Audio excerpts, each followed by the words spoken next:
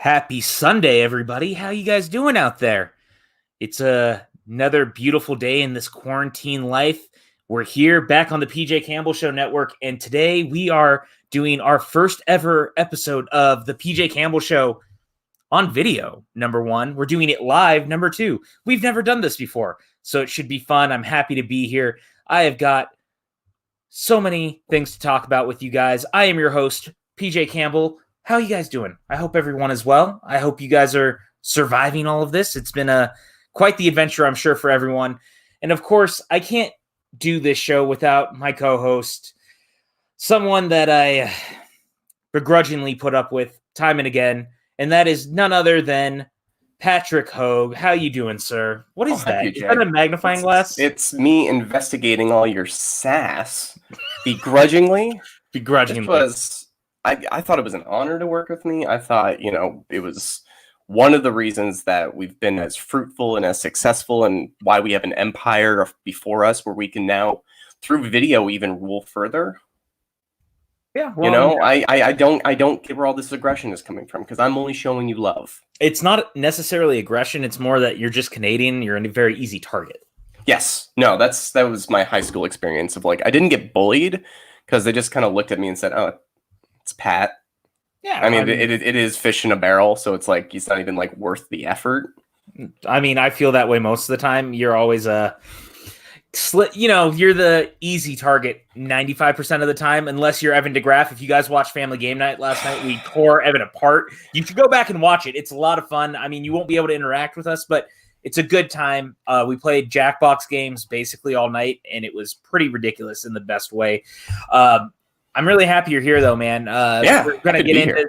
It's been a little bit since you've actually been on, and yes, a lot of stuff's happened. A lot of stuff has happened, and we've got a lot to talk about, but there's someone else that we have here, someone I'm very, very happy to say is finally on the show. He is one of my best friends in the entire world, and someone that I have just always had nothing but the utmost respect for, and that is Maxwell Haddad. Maxwell, how are you today?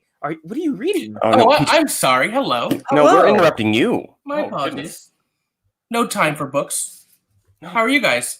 Oh, not being cultured like you right now. Yeah, clearly. I need to find a book. Every minute counts. Every minute does count. How are you, sir? How are you surviving in this quarantine right now? I'm holding up as good as I can. Today is day 22 inside. Obviously, I'm in New York, which has been hit very, very hard. So we're taking every precaution. I've only been out one time in those 22 days to go pick up a prescription. I wore a mask and a glove. Otherwise, luckily, there's grocery delivery available that we've been lucky with, and we have toilet paper and stuff. So just reading, watching a lot of movies. My dogs are very confused. They're like, "Where's our alone time?" But the opposite of usually what right. Normally, why are you leaving us? And now they're like, "Go, please away. Leave." Yeah, I've been having the same problem here. The dogs and the cats seem just so irritated that I'm always around now. They're like, "Please just leave. We want our space back." And I'm like, well, technically it's actually my space. Not they can't hold their underground gambling games when you're there all the time. Yeah, underground bug fights or something. I don't know. Well, on the flip side, we're also worried that when this is all over, they're going to have serious separation anxiety when we start leaving them for eight or 10 hours again. So we've even talked about putting them in a room and closing the door and letting them hash it out for a bit, but we'll see. All the residual traumas that are going to come after this of just in every direction. Right. Shoes. Wow, those are uncomfortable. I have to work physically again. I thought, no, we worked out this digital thing where that I don't have to lift things anymore. Well, that's the interesting thing is I think it has illustrated so many things that we were told couldn't be done actually can be done. No, you can't work from home today. Well, yeah, I can. I did it for 3 months while we were on quarantine, and I have the plumber coming. So can I just log into my VPN and? It's weird when you have to do something, you learn what you can do. Right. And when you're forced outside your comfort zone, you learn oh, that really wasn't as bad as I thought it was going to be. Right. Other things are hard, but we're getting more of this all figured out, and it's going to be an interesting landscape to see once this is all. Right. Well, it's interesting because every day it gets more emotionally difficult, but it also is increasingly becoming what my normal is. So you sort of slip into a new routine. And at this point, I'm over 3 weeks in now. It just feels this is what life is right now, and it's okay. And we'll adapt. But PJ, what is the show? This is the show. I mean, if, for any of you who have never tuned in to the PJ Campbell show before, we're basically just kind of a free-flowing podcast where we hang out for an hour, hour and a half. We just kind of shoot the shit. We have a good time. There's not really a structure to it. We'll kind of hit some of the stuff that's been going on. I mean, as you guys know, a lot of the time we talk movie news and the things that are happening. And, well, there's not a lot of that right now because the entire world is shut down, kind of as we were just talking about. Like, the new normal is stay inside, be safe, don't be stupid, and just try to get by. And that's what we're doing. To Max's point, like, our generation was built for this because we all stayed inside before this. A lot of us all deal with our own depression and our own anxiety. Like, so now the rest of the world understands where the West, like what the rest of us kind of felt like until now.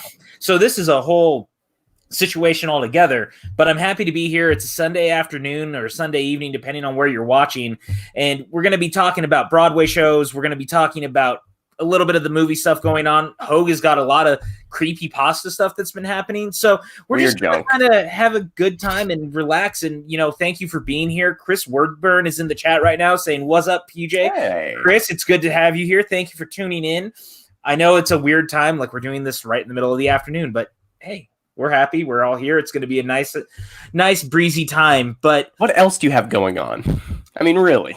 Come on. There's not a lot happening right now. And I'll say this too, like, it's a weird thing because what Max was saying is 100% right. Like, the whole world's going to be different when this is all over in so many ways. Like, how are we supposed to say that you can't work from home anymore when how many people are doing this? Like, the entire world just feels different. It's strange because we don't know the ramifications in the minutia of how things change. Like, if we're just talking about movies and how they're produced and all of that, and this is a dumb example, this is not the most important thing that needs to get fixed, but this is something I've been thinking about a lot recently, of when movies are able to start production again, like the Batman, all these big like Hollywood produced movies, are we gonna go through a year or two era where we see movies affected by COVID in that they shot half of it, had to stop, and then we saw the ramifications of shooting another half?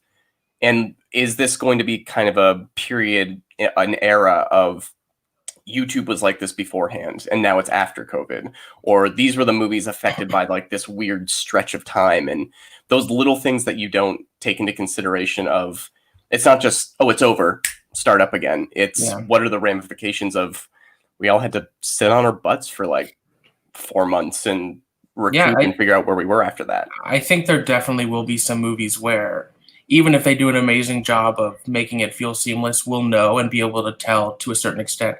I think even the bigger impact will be television, and it reminds me of the writer's strike, although that obviously was a much less, of an emergency, but there's a lot of TV shows that sort of just ended on any old episode that wasn't a finale.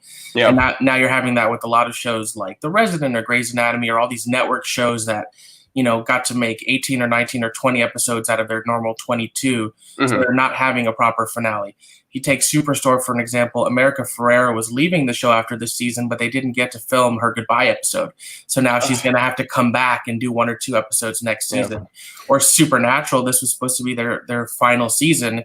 They're airing 13 episodes and they're going to stop and we'll finish it when they have to. So is it final season part 2, or are they doing another season? Supernatural's still going? This is the 15th and final season, although now, who knows? Good for them. Well, wow. Not just that. I mean, look at was it Law & Order SVU was supposed to have Christopher Maloney come back because he's getting his own series now, which they had just announced, and that finale didn't end up getting filmed like it was supposed to. So, what does that do? And Billions is going to air the 7 episodes they filmed, take a break, and air the next 6 or 5 after they get to film them. It's just everything's going to be a little different. Yeah, and one of the things I've been thinking about a lot in all of this, because depending on how some of this stuff shakes out, when production for some of these start coming back, some of these may be hit where they lose actors along the way, because there could be contracts that demand that certain actors who are involved have to go and do something else. And that's something that I'm wondering how things like that are going to shake out. Like, are we going to see Zoe Kravitz have to be potentially recast in Batman? I'm not saying that's going to happen. This is just a theoretical situation, but the idea being essentially that if another contract supersedes one that you're stuck in, what does that do for the production at that point? Well, not to belabor the point, but just to jump back to Supernatural quickly, like Jared Padalecki was supposed to be filming a Walker Texas Ranger pilot this summer, right? Which was going to go straight to series on the CW. So that's, there's going to be so many ramifications in the entertainment space. Because when I think of modern day Chuck Norris, it's Jared Padalecki. I want to say right now, one of our friends, Keon, is in the chat right now. What's up, Keon? Good to see you, Keon. We've got Evan Degraff, who is also in here, saying now he can see us, which creepy. Sure, Evan. Sure. Chris Clark also here. 3 beautiful people. God, I don't know what the last part is. And then Ferris is asking if Billions is a good show. Max, you're the only one I believe who's actually seen it. What is your? Yeah, it's pretty good. The writing is sometimes really good because it's it's the guys who wrote Rounders and Ocean's 13 created it and showrun it. Ooh. I've heard it's great. I've heard is it Toni Collette in season 2? Well, who's the big act? Patricia Arquette? Let me Google this. Continue. Sorry, Max. Well, I was going to say it gets better in the later seasons, and in season 2, Asia Kate Dillon joins the cast, and she's awesome. Or, excuse me, they are awesome. I apologize. I'm thinking of Succession. My bad. Yeah, Succession is great. Succession is better than Billions. They're similar in some way. Damn. Succession's the one that you have been trying to get me to watch that I really just need to sit down and actually do. Yeah, I think Succession's the best show on TV right now. I mean, it's not currently airing episodes, but well, yeah, I get what you're meaning. One thing Keon said that was really interesting, going back to some of the writer strike stuff, he said when Entourage came back after the writer strike, it was never the same. That was not the only show. Like Heroes notoriously was basically tanked after the writer strike. Chuck as well. Yeah, Chuck as well. But it's also, something like Breaking Bad, their first season was cut off, but they took it and really used that time and that momentum to craft the next so it's weird. It depends on the creative team, but there are probably some productions that are halted that can take a second, and this is what happened with The Force Awakens when they were making it. Of Harrison Ford got injured and they had to shut down for a while, and it really let them look back at the whole thing and kind of reiterate, figure out what pieces that needed to be filled. So I'm wondering, as much as there is going to be detriments to art and stories being told and all that, what kind of productions are going to take advantage of this time to review and kind of look at and figure out what did we not see before now that we have stuff and we can go forward.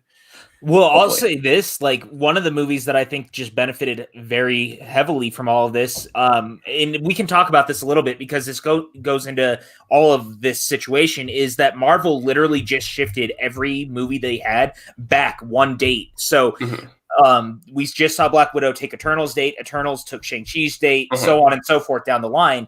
But the one that I think is going to benefit the most currently is Doctor Strange in the Multiverse of Madness, because Sam Raimi had signed on last month to do the film. Now he's going to get an extra 6 months to work on the project that he originally didn't have. Right. Yeah. That's a massive gain for someone like that, who is one of our most interesting filmmakers still to this day. Now he's going to have a lot more time to play with it instead of just having to kind of, make it up as he goes in hopes that he was going to make next May's release date. And if you're looking for some good Sam Raimi content, watch The Chef Show, because him and Jon Favreau make sourdough bread, and it is an absolute delight. I love The Chef Show. The Chef Show is great. Yeah, I love The Chef Sam Show. Raimi was on it. That's incredible. It has a lot of great guest stars. There's a Robert Rodriguez episode. There's one episode where they go to Skywalker Ranch and literally go to the gardens and pick fresh produce and then just cook with it. And Dave Filoni comes in. It's a great show, especially now if everyone has so much time. If you're looking for something relaxing and informative and maybe you can learn some recipes, The Chef Show. Evan says that we're about to see an influx of game shows or live TV to make sure we have new content come September and October. And sports is going to be huge in the world of TV when it comes back. I don't disagree with that, really. I think we're going to see a massive shift to doing a lot of that. Reality television is a perfect example. Things like Big Brother, I believe, can still do pretty well for itself. Well, they had to shut down Big Brother Canada a third of the way through the season. Did they? Did they end up shutting it down? They did. But here's an interesting thing, reality TV. So I don't watch, but my wife does 90 Day Fiance. Oh, interesting. They're going to be doing a 5-episode quarantine special where all of the previous, like, I don't know if they're contestants or like cast members are going to be just filming at home on their phones, on their computers, what their life is like in quarantine, and they're going to edit that together and air it starting in a couple weeks. So that's interesting. Well, it reminds me of, like, you see some of the, like, Lin-Manuel Miranda and some of the Broadway stars are kind of like doing in-home concerts and stuff for the fans. Like, that's huge, and it's viral content too, which means that a lot of these celebrities who already have followings get even bigger followings, which they're all kind of using their time wisely. It's kind of like what we're doing. We've used the quarantine to start doing watch longs, and we've used it to bring content to you guys because we're trying to, sit here and give you content because we're all just sitting at home. We're all just trying to get through all of this. So, I get it. It's a weird self-reflective time where all those kind of projects that were put to the back burner that we're all waiting for, if I wasn't so busy or if I wasn't, just in the midst of my job and work and life and everything, there's kind of no excuse now to experiment, try new things. And the on top of all the negative ramifications that are going to come with, the quarantine, what are some of the produced art that's going to flourish that never had an opportunity, since now everybody kind of has a 3 to 4 month period just to focus? And on top of all the concerns, on top of like how, careful we should all be, there's such a self-reflective energy going on right now where we can, like, PJ, who knows when we would have gotten back to this, but now that we can sit down, kind of see how easy this is to set up and really get back into the rhythm of things and work this in, like, we can carry this going forward past this. And it's strange just to see the benefits coming out of all this craziness. Yeah. I mean, I was talking about it, I think, last night or the night before, or whichever stream it ended up being, because we've been doing a lot of this lately.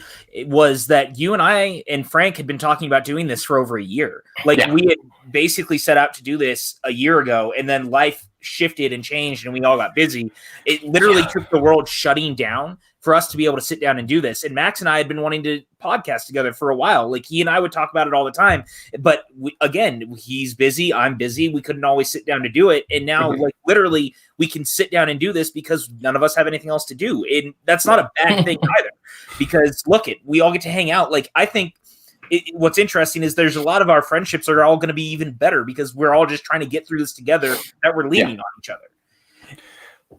That realization of human connection, how important that is. And now we're in week 3 or 4 of people being kind of sad that they're alone and waiting and just want to, like, hang out with friends, not being able just to go to a restaurant.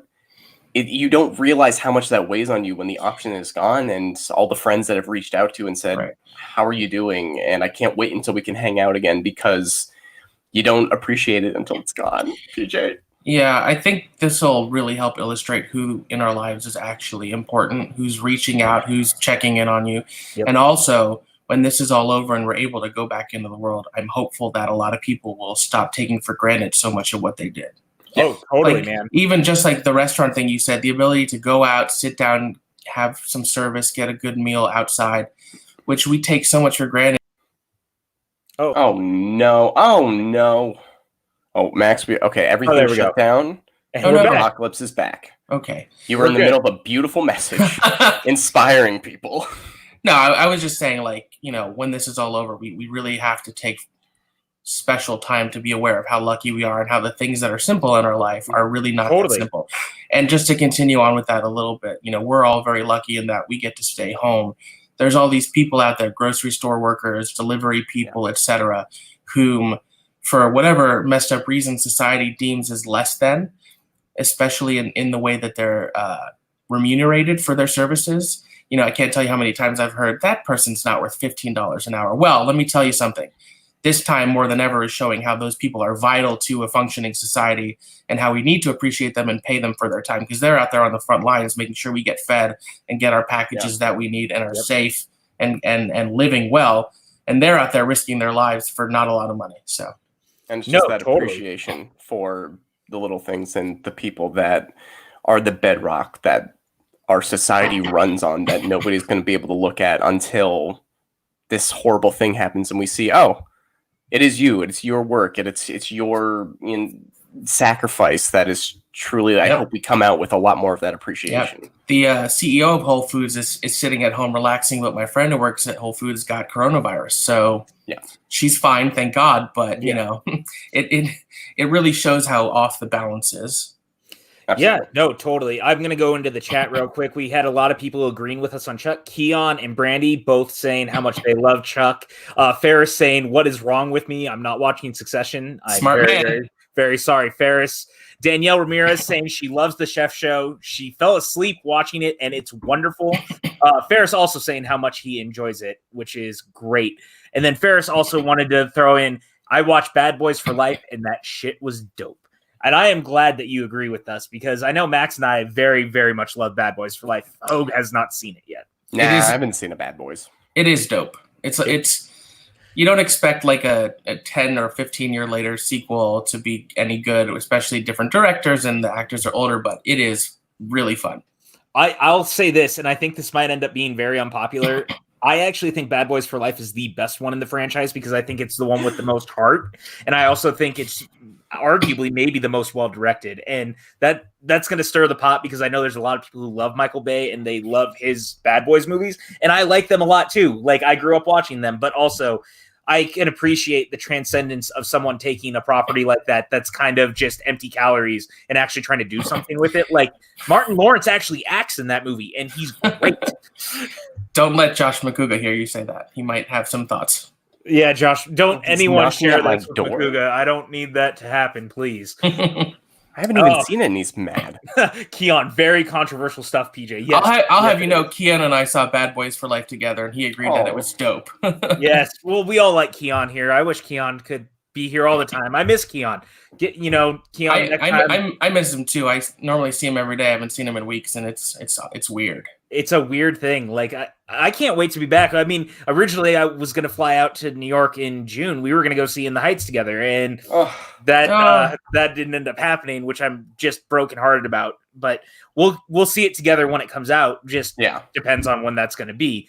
I will say this, with that pushback, I hope it gets like a really prime fall date, because I really want it to get some awards considered. I was going to say, I think it might even be more primed for awards attention. Totally. Could you imagine if awards comes down to West Side Story versus In the Heights?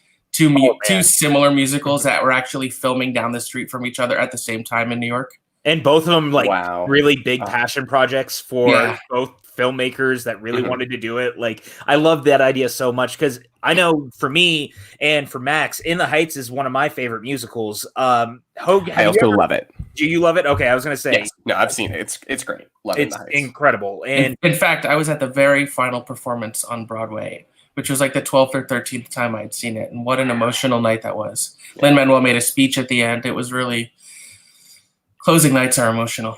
Yeah, sorry, go ahead, PJ. Oh, I was going to say, like, to that point, I've been to one closing night on Broadway, and that was actually with Max. We got to see School of Rock close, and that was incredibly emotional, because they do the finale of the show, and they actually brought all the kid cast members back from the previous cast, and they all got to be on stage, and really everyone was crying and like hugging it out. It was really, really cool. Like, it was cool, but it was emotional. Yeah. And I think that night was absolutely freezing, and we went and got drunk after. It was it was like 8 degrees outside. Yeah. Well, it's weird that to say In the Heights is underrated, because it's not. It won the Tony. It did. Acclaim, but how much of the Hamilton boon is going to help it, especially like the film coming out? I think it'll get discovered by a lot of people who weren't familiar with it before, because Hamilton hit the zeitgeist in a way In the Heights never did. In the Heights was popular, but only in the musical theater community, and Hamilton is popular everywhere. Mm-hmm. But the fact that the movie looks as incredible as it does, on top of it just being a great musical, the fact that it looks old school in the best of ways, of big cast dancing, big dance numbers, which you don't get enough of. Kinetic, like, camera movement, that whole like shot in the trailer. So many times I see trailers for movie musicals, and I'm like, oh, you just did like shot, reverse shot. You are just kind of doing the bare minimum in terms of getting them singing. And this, go ahead. No, I was going to say, hiring John Chu to direct it was really smart, because he's become a nice filmmaker. Crazy Rich Asians was really beautifully directed, but his background is in dance. And he's always wanted to do he did Step Up 3, which I think has amazingly shot dance scenes. But even prior to that, he was in the LA dance community working with the different crews, choreographing, etc. So that's where he comes from. So that's the perfect kind of guy to capture the dance numbers. Well, not just that. I mean, I also think he's actually a very interesting action director. Like, people give G.I. Joe Retaliation a lot of shit, but I actually think a lot of those sequences, especially the fight sequence on the mountainside, is very beautifully staged. Like, a good action sequence can be as good as a really great musical number. Like, there's a lot of prep that goes into that, and I love the idea of him bringing that sort of visual flair and eye to a production like this. And then West Side Story. Yeah, I forget. All these classical musicals coming out, and just seems like the perfect time for that kind of energy and enthusiasm. Like, in the winter after this. I saw someone say on Twitter the other day, I don't remember who, that even more than it would have been before, West Side Story is primed to be like a huge hit and do well at awards, because after all this, people are going to want something uplifted. You know, West Side Story has some dark stuff to it, but it's still an iconic classic musical with a lot of joy and these great songs and dance numbers. So yeah. Keon is asking us in the chat, do you guys think Tenet will be pushed? And once theaters open, are they going to make people sit 3 to 4 seats apart? First off, I think Tenet is like definitely being pushed. I agree. Yeah. There's no way that it doesn't at this point. Like, it's just a matter of if, not when. I would have not if. I would have thought it would have been perfect for Christmas, but since Top Gun took that, I'm not sure. Well, it might be if you can move Dune, because Dune is going to have to move. There is no way Dune is going to be ready in time. I mean, you know, they still have so much post-production to do, which they're not able to do right now. So maybe, in terms of 3 to 4 seats apart, I don't know. I sort of feel like as much as people are going to want to go out when they're able to, there is also going to be some caution. Fear, yeah, and tentativeness. So they may not have to do it just because it's not going to be that busy, which is why I almost think it's smart to start out with just a couple of smaller films. Maybe do what China was doing and playing some revivals of films just to get people back into the swing of things and get comfortable with going out again. Alternative options, drive-thrus could be, you know, a nice solution to a lot of these problems, which isn't going to replace, obviously, movie theaters, but on top of, you know, regulating instead of the amount of movies, because obviously there are not going to be as many movies in theaters when they all come back, but dedicating more screens to the same movie and kind of like staggering it a bit more. It's going to be a weird tentative structure that we come back into with everything reopening. People congregating in large public spaces. We're all going to be a lot more conscious of our spatial awareness with each other. Yeah, and I think the reality of it is, and I'm not a scientist or a doctor, but even if it may be safe again to go out until there's a vaccine, there's going to be a lot of people who are not going to go out like they used to. And you know, places like restaurants, even though, you know, there's health codes and they've always had to keep it clean, are going to want to and going to have to do even more to sanitize and clean and make sure everything is, you know, movie theaters too, they clean, but they don't really clean that well. We've all been to AMC's and Regals and know they're really going to have to buckle down and do a good job of sanitizing, cleaning, mopping, etc. The armrests, you know, that sort of thing. It's also, I am way more conscious of how I wash my hands on top of how much I wash my hands, and audiences are going to be very conscious of, oh, this place is not as upkept as it should be, and I will go less if I feel less safe. Yeah, I have cracks and dried blood on my hands from how much I've been washing. I know. I cannot moisturize my hands enough to keep. I feel like Jack Nicholson in As Good as It Gets. Oh man, what a great movie! As Good as It Gets. Watch that movie. I think it's on Netflix. I think it's on Netflix. Well, that's good, because there's a lot of stuff on Netflix that's streaming right now. I mean, as people know, we've been doing watch-alongs. We just did our Scott Pilgrim watch-along. If you want to go back and watch it, you can literally watch our commentary with it on Netflix. Netflix has been a great place for people right now to, you know, spend their time. I know a lot of people are watching Tiger King. I haven't watched it personally yet. Me neither. I will. I'll probably will. My wife watched it also. I sort of feel like I watched it by association. Do you know what I won't recommend? The Platform. Really did not like that movie. Was really disappointed. I've heard mixed things. Interesting. It's very interesting. It's the bottom of my top 10 right now, but I mean, there was only But I mean, I've seen not that many movies. There's not exactly huge pickings. There's only been 7 movies out this year. How did you?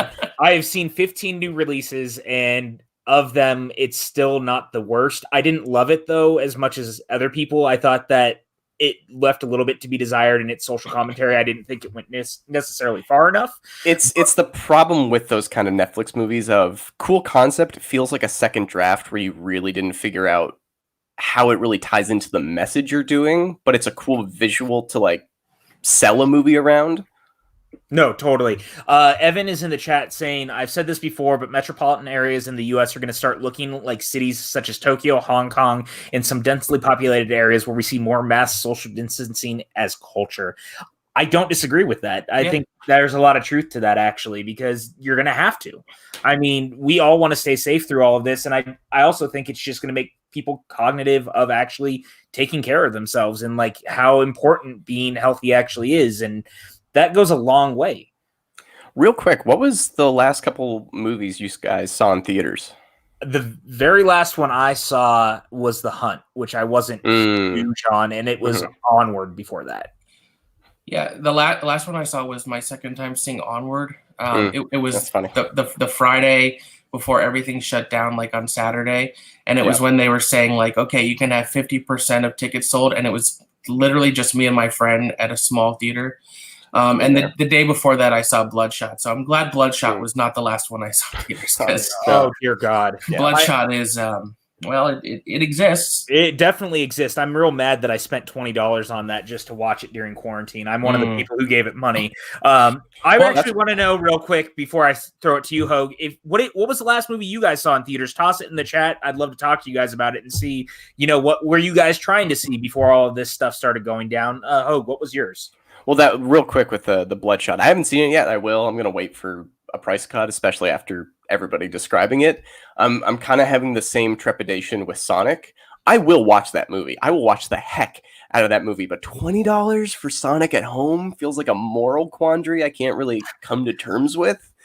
I saw Onward was my last one, and then The Way Back before that. So weird kind of combination of films. The Way Back. The pricing on the rentals is interesting because, if you have more than one person living in your home, and you're both watching it, it's cheaper than going to the theater. But it's supplementing a ticket price since a lot of the movies can't get. And so financially for the movies, I get it. But if you're alone watching it, $20 is more than you would pay for a ticket. Although in New York, tickets are $18, so not too far off, which is why AMC A-List is a godsend. But it's hard to figure out what the right price point is, because for like Sonic, for example, you have a family of 4 or 5, they're spending $20 to watch it. That's huge savings. Like what it would have cost them to go to the movies. Yeah. Which is why this whole thing is so interesting, because it seems like a really interesting litmus test now. Like, what are people willing to pay to rent something versus actually going out to the theater? Whereas, like Sonic, you can own it for $20. That's pretty much the normal price range across the board for a new release. Like, so Sonic, Bad Boys for Life, Onward, The Way Back, they've all basically been $19.99. Yeah, Birds of Prey and The Gentleman as well. Yeah, Birds. I think The Gentleman was actually $14.99. It was $14.99. You're right. Which was very cool. And I finally saw The Gentleman, by the way. For me, as a Guy Ritchie fan, it's in the top tier of Guy Ritchie movies. I was so happy I loved it as much as I did. I forgot how much I loved Guy Ritchie doing stuff like that. But it's going to be interesting because how many of these are taking off? Like, we don't really see the numbers. Like, how is Invisible Man or The Hunt, or how have those done right now as rentals versus the ones that you can own, because the rentals are the same price as what you could buy them.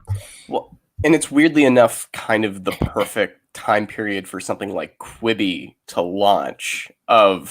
We are now trying to fill all these periods of time, and in real life it was a joke of like, I'm not going to watch a Quibi show, but now I've got hours at home. What is this? And if it is good, if it's structured in a way that we enjoy it, then I wasn't going to watch Quibi, but I think they're doing a 24 show, so I'm definitely going to watch that.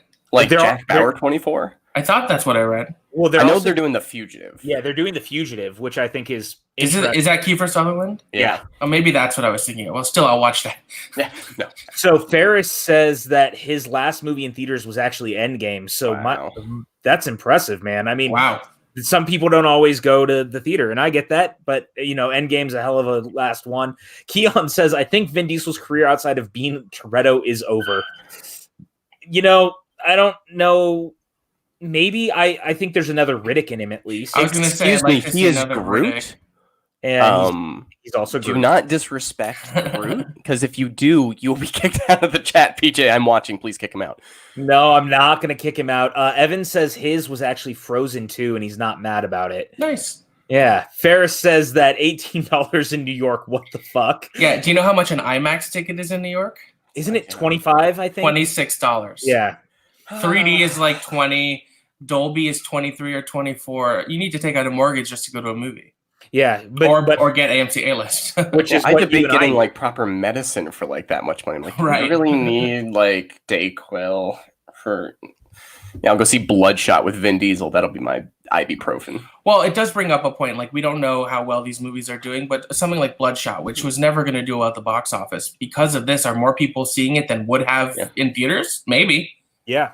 And it didn't have an incredibly huge budget. I think it was only like a $45 million budget. And it shows. And it definitely shows. But I mean, it had already made like $30 million worldwide before all this started. So on the off chance that it's been doing very well for itself on VOD, could a sequel technically get greenlit off of it?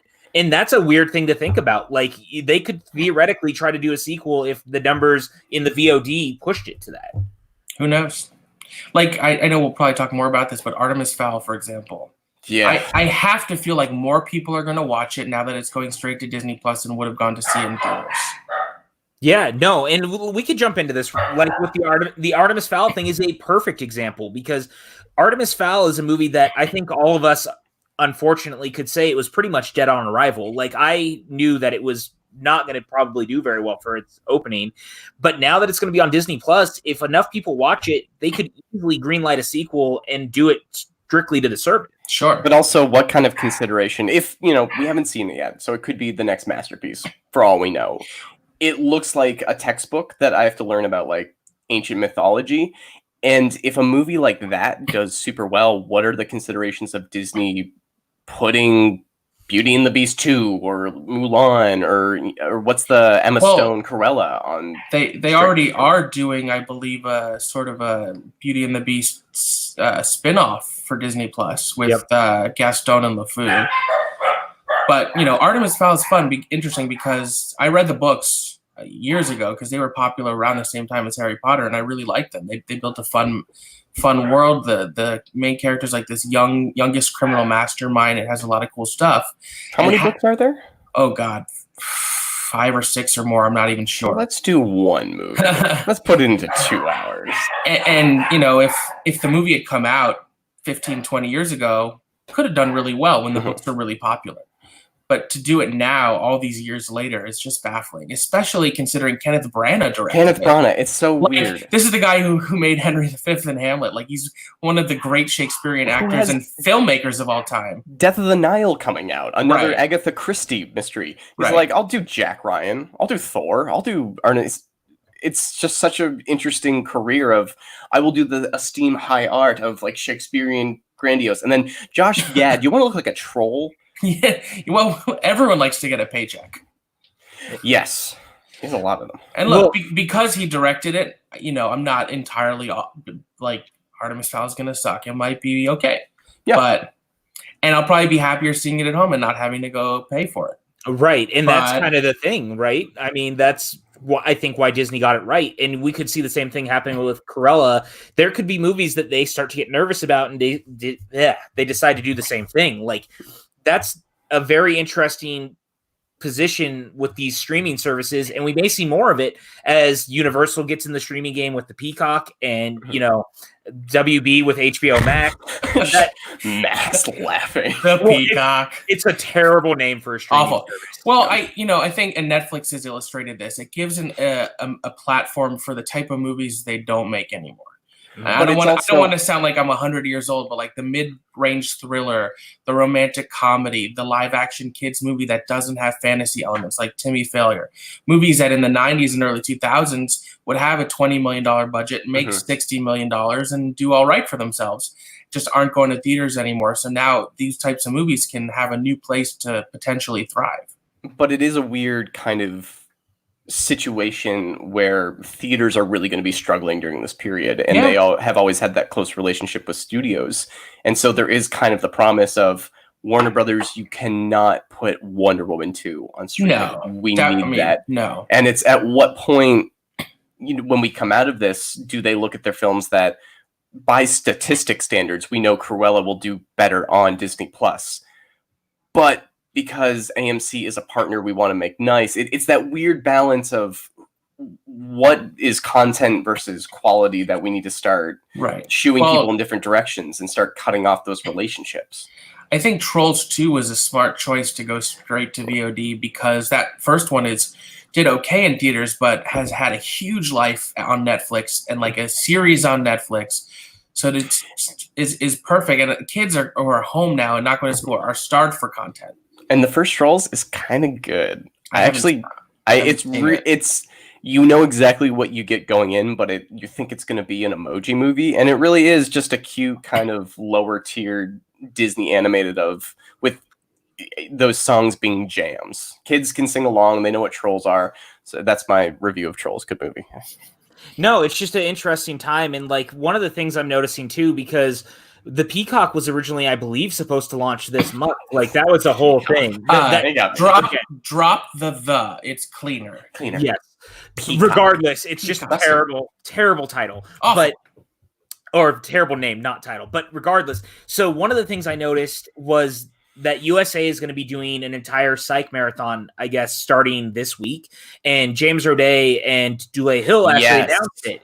But one of the things that was interesting, and they're not really coming out and saying it, one of the launch titles was supposed to be Psych 2 because they had made the second movie. It was supposed to be on USA in December, but it was pushed to wait for the launch of Peacock. But now they're kind of hinting that it may be actually premiering this month on USA when the marathon ends. So I'm very curious, like there's more things like that. Like what other kind of surprise content what might we get out of all of this? Because it's a very interesting concept where they don't owe us anything because we're just the consumers, but these bigger entities surprising us with stuff is a big way to keep us on board and like keeping us around. It's a weird. Oh, sorry. Go ahead, Max. My pitch is Dr. Horrible's Sing Along Blog 2. Oh my goodness! All done through like Skype because much of that first one is him video chatting anyway, so they can just write it and film it through their computers. That's my pitch. Have I ever told you my biggest regret in life? No. It's when Avengers 2 was coming out. I always wanted, because we knew nothing about it, didn't know it was Ultron, didn't know it was any of that, but we knew Joss Whedon was coming back. And in high school, when I had no creative effort to put into anything, the one thing I wanted to make was a Avengers 2 trailer, where it is the Nick Fury of like, we brought together a group of remarkable people, and then have the Dr. Horrible laugh go, I have a PhD in horribleness, and then Avengers 2 in Age of Horribleness. And I never did that, and it seems like it would have gone viral, and my career would be totally taken off right now. Well, we'll talk about your career in a little bit, but that's not a bad call. But I would love to see stuff like that. I wonder what other things we could get, because Psych 2 is almost like the perfect type of thing to launch on as a surprise for fans, because Psych is incredibly popular. I know I'm a big fan of the series. It's one of my favorite procedurals probably ever, because it's full of movie references. It's like made by people like us. Well, it's a wild west of distribution right now. The statistics that we've been able to predict and figure out patterns and release strategies in marketing, it's out the window. And now it is this new system that studios have been trying to figure out, online social media.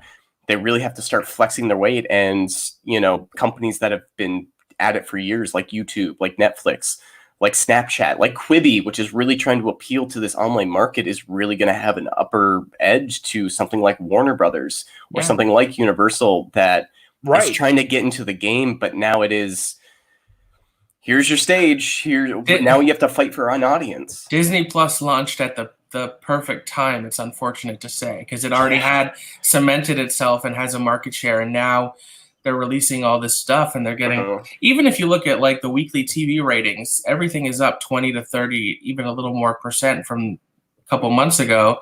So more people are at home watching it live. Let alone, go ahead, PJ. I was going to say, I wonder what that means in the future of all this, because kind of to what we've been talking about is like we take for granted the idea of like going to restaurants and stuff. I wonder if people also took for granted just watching live TV. Like, I wonder if we'll see numbers continue to be more on par with what's happening now once all this is said and done versus going back to being very low. And that'll be a very curious thing too, because there's a lot of shows. Next season's very interesting. I've talked about it before. Like, we may not get the typical pilot season next year or this coming fall, because how many of them actually shoot or not could really change what next season looks like. A lot of shows that may have ended up being canceled may survive and may find an audience and get to continue in a way that they may not have before. Yeah. And that's a curious situation. It wouldn't surprise me to see a lot of the shows that have been running for years not premiere their new seasons till next January, because I don't think they're going to have enough time to film new episodes to start airing in September. Right. Yeah. Especially with so many shows just halted mid-production. Right. Like I follow some showrunners on Twitter, and I've seen photos of them doing their writers' rooms over Zoom. So they're writing and they're breaking out the seasons and the episodes. But who knows when they're going to be cleared to be able to go back on set and start filming. Right, 100%. So it changes everything. Evan says that, to my point earlier, that they still do need us because who's going to pay their bills? Yeah, you're not wrong, but they also, more to the point, is they don't owe us anything. Like, they could continue to not give us potentially new surprising content and stuff, and we'd still probably pay for it because we're stuck at home. So they still win either way. Oh, in a matter of speaking. But it's also, we're not even taking into consideration the market share of video games that are seeing Steam recorded their highest numbers for a first quarter ever this year, which is, in the first 3 months. Because of everybody's shut in. Right.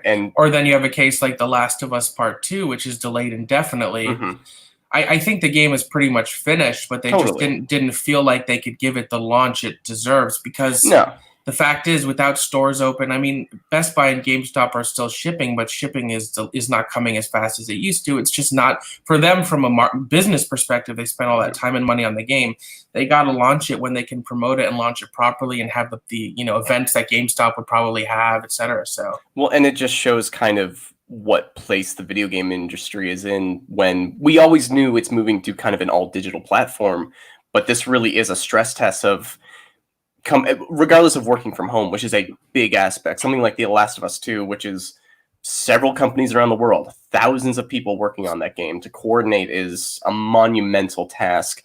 Yeah. That being as close to the finish line is still difficult for it to get there. Mm-hmm. The distribution of getting it to people, the infrastructure is close, but it's not there yet to say, just throw it online. Right. And that's why all these... people do still buy video games online. Mm-hmm. But I think video games of all physical media still does better because the systems don't have huge hard drives. Even if you have a terabyte hard drive, you can have 8, 9, 10 games, and then you're out of space. So you got to keep uninstalling the games, keep the save data, install the new ones, or get an external hard drive, which a lot of casual gamers probably don't do or know how to do. I don't know. Well, and like internet viability of at what point is the stress going to be too much and we need the next step? It's right. I'm playing Animal Crossing and visiting people's islands, but for people who are streaming Call of Duty at 60 frames, and that just keeps increasing, at what point do we start to see we're tipping over a threshold where, the system in place is not enough? Right. So after this, we need to accommodate for when we kind of get to this point again. Yeah, well, in certain European countries, Netflix was reducing the resolution it was putting its stuff at to put less bandwidth on the ISPs that couldn't handle it. Well, that was something we actually ran into last night while we were playing Jackbox. Like, so many people are at home playing it that the server was running way slower than it would normally do. Like, one of the games we really couldn't play because we were testing it before we went live. There was just no way because the server couldn't respond fast enough for us to actually keep up. And and that's Jackbox. That's not like Fortnite. Right. And so you have to think of the stress that a lot of these other ones are also falling to. Like, there's just a lot to say about that. And I'm glad that we're getting all these really cool things, and I'm glad that people are enjoying content again. And that's one thing I want to point out too, is so many people take art for granted. Now what's getting you through all this is art. So I hope that you guys continue to support artists and it's kind of what Max was saying earlier. The people on the front lines, they deserve so much love and recognition, and so do the artists who people like to try to rip off and things like that. I mean, these are the people literally getting through this, like helping you get through this. The musicians and the directors and the people making video games, like all this stuff is a huge part of what we're all doing through the quarantine. So show them love. Like don't buy third-party shirts and stuff that are gonna rip off people's designs. Like, go to them directly. Like, give them love. Is this where you plug Fright Rags? No, I wasn't going to, but I am wearing a Evil Dead shirt from them. Of course you are. Our sponsor today. Yeah. I really wish if I could get any sponsor for this show right now, it would be Fright Rags. So, if you guys are watching and you want to push Fright Rags to sponsor us, hey, I'm not going to say no to you guys. They're not a sponsor. We're just a fan. No, right. Well, one thing I want to talk about a little bit, because, we've kind of been just talking about art in general, and Max is one of the biggest Broadway fans I know, and someone that I very much love talking to about musicals and stuff like that. So with all of the stuff going on, how do you kind of see Broadway recovering from this? What are you looking at right now is the future of all of this when Corona's said and done? It's going to be a big challenge.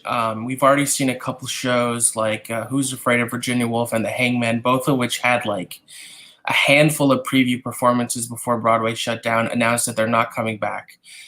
In those cases, both of the shows had relatively big names. Virginia Woolf had Laurie Metcalf.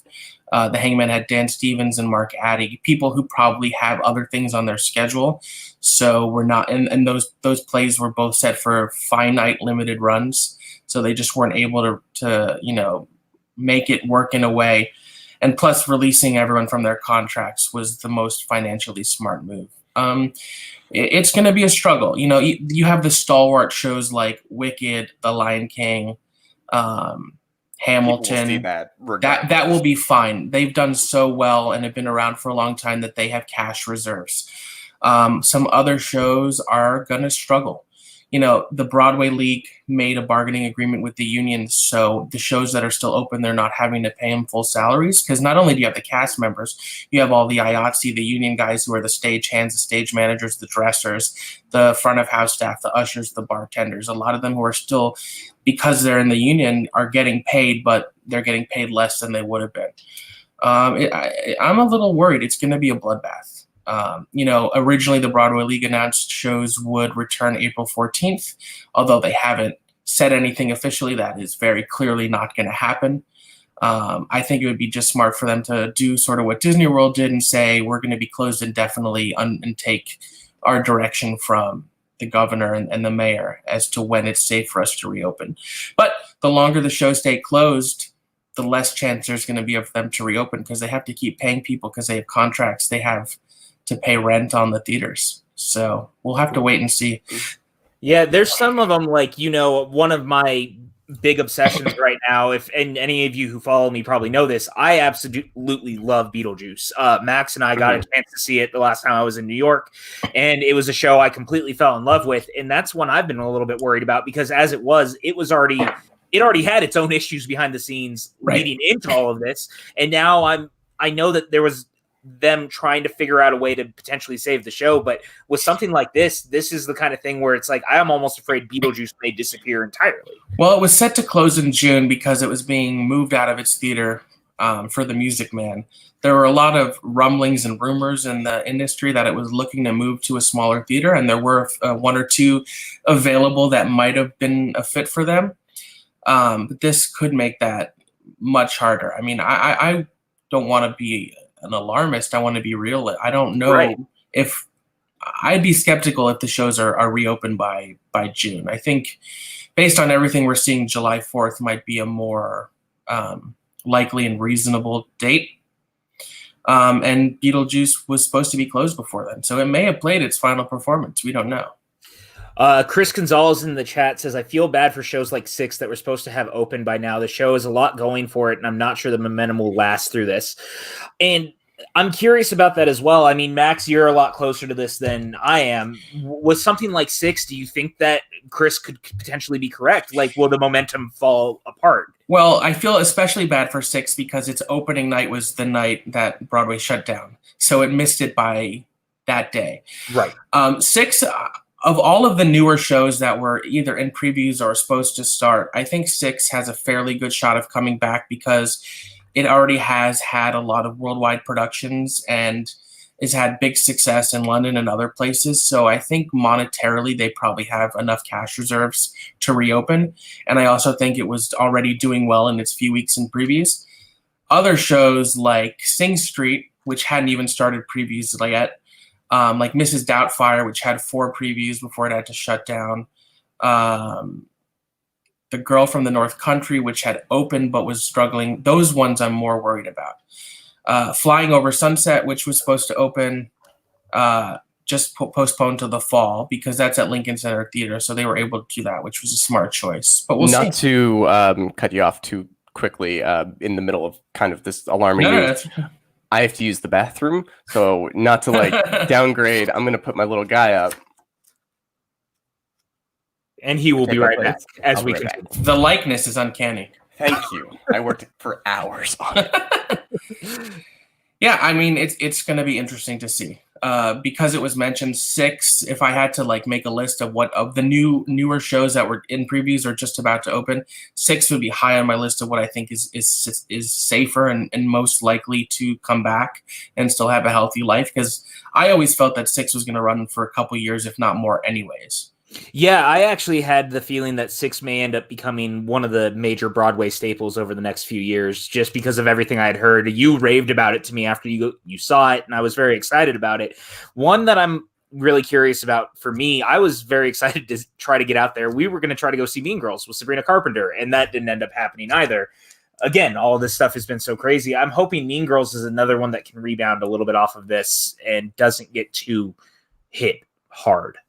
I would put that somewhere in the middle. I mean, it's had a nice run. It's done pretty well. It was slowing down a little bit. The original cast had pretty much all left, and they're bringing in this new cast, which is always like a transitory period for a show. So it was about to like start its second life, and they did something which is unusual for a show that's been running on Broadway for a while. They made some big changes. They changed the song. They made some book changes. So it was really like a new lease of life on that show. So right. I don't know. I mean, with Tina Fey and Lorne Michaels behind it, if they want to keep it going, they have the financial wherewithal to do so, I would think. Like Phantom of the Opera, for example, there was an article in the New York Post, which I don't love, but they have a guy there, Michael Rydell, who always writes a column about Broadway. And he was earlier on in this was saying that Phantom is one of the long-running shows that might be in trouble, but Andrew Lloyd Webber said, no, it'll stay running. I'll put my own money into it. And he has plenty of money. So right. Which is one that just speaks to him also as an artist, that he believes in it enough that he'd put his own money behind it to save it, which I think is really actually quite great. And it speaks a lot to him. Well, yeah. I was going to say also Mean Girls, this almost might be a perfect time for it to like kind of quietly close a little bit too, though, because they've also announced that they're doing the movie version, and that's a perfect time to kind of focus on that if they wanted to. Yeah. Like I said, that's one that I think is in the middle. I wouldn't be surprised if it keeps running. I wouldn't be surprised if they say we're not going to do it. I don't know. I mean, it was not as popular as it was when it first opened. It was still doing well, and I think was profitable on a weekly basis, but I don't know. So what about Broadway? What was it that, drew you to it to begin with? Like, you're very passionate about the art form of it, and like, what drew you to it? Well, even though I grew up in South Florida, I spent my first few years in New York, and my parents had business here. So we were always, traveling even on the weekends. We would like come up for the weekend and then go back to Florida. And my parents were the type of New Yorkers who always went to the theater, not necessarily because they loved it, but out of like a sense of obligation, of feeling like they had to see everything so they could like have something to talk about like at parties and stuff. And they always used to take me. And so from a young age, like I still vividly remember the first show I saw, which was Jelly's Last Jam in like 1993, when I would have been like 6 years old. And there's just something captivating and magical about actual people right there in front of you performing. I love movies, obviously, but nothing can match the experience of seeing actors and dancers and singers performing for you live. Because also, it's never the same. I mean, you can watch a movie 6, 7, 8 times and notice new things, but it's still the same movie each time. If you see a Broadway show or an off-Broadway show or an off-Broadway show or a regional theater in Kentucky show more than once, every time there's something different about it. Well, it's a living art form. It is. And I'm always going to think of one of the last show that you and I saw together, the last time I was in New York, was The Play That Goes Wrong. There is never going to be a movie that is going to make me feel the way that play did, because it was so interactive and like people walking through. And even to that point would be like The Woman in Black, which we also saw, which felt very interactive in a lot of ways. And The Woman in Black may be the scariest thing I've seen in the last couple of years. And it was just because being in a room doing something like that was so unnerving in the right way. Like, it got under my skin enough that the entire week we were there, I kept having like nightmares and stuff. Well, there's no fourth wall. You don't have to break the fourth wall because it doesn't exist. Well, I just wanted to hop in. I'm not as knowledgeable when it comes to the musical world, which is why I haven't been contributing too much, because I will be speaking out of my butt.